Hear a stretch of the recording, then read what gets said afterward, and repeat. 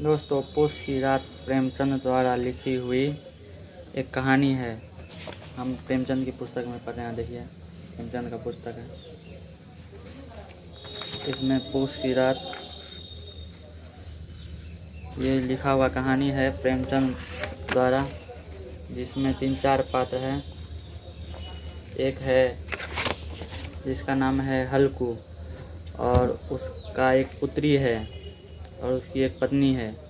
और एक है सहना, जो जमींदार है समझिए, और उसकी लगान चुकाता है हल्कू उसके खेत में काम करता है, उसके बदले सहना को लगान चुकाता है।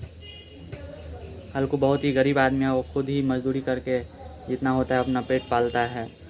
और सहना जो है वो ज़मींदार है, तो वो ज़मीन दिया है हल्कू को अपना उपजाने के लिए, उसके बदले उसे लगान लेता है उससे। तो हल्कू गरीब आदमी है बेचारा, मजदूरी खुद ही करता है और उसी से जो पैसा निकलता है उसी को खेत में भी लगाता है, उसी से अपना घर भी चलाता है।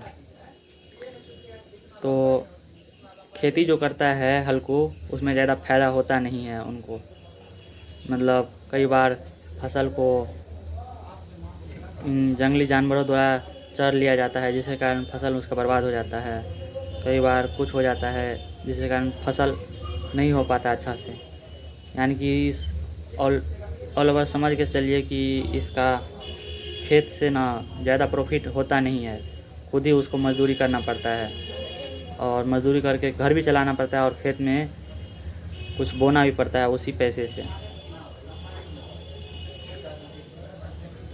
तो उसी का लगान चुकाने के लिए एक दिन सहना आता है उसके घर पे, जो पैसा लगान, खेती का लगान जो है उसको लेने के लिए। तो घर पर एक दिन आता है तो वो अपनी पत्नी के पास जाती है हल्कू, और वो कहती है कि जो पैसा दीजिए, आया है सहना लेने के लिए। तो वो कहते हैं कि जो अरे पूस की रात आने वाली है, कम्बल भी तो नहीं है, कम्बल भी तो लाना है। तो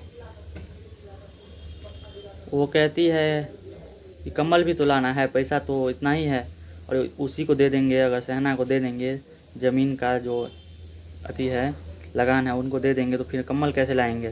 फिर ऐसे ही ठंड में सिकुड़ते रहेंगे, पूस की रात आने वाली है। फिर भी वो अपने पत्नी के पास जाती है, कुछ बताती है उतना। फिर उसकी बेटी आती है, कहते हैं कि जो बस इसी को दे दे, वो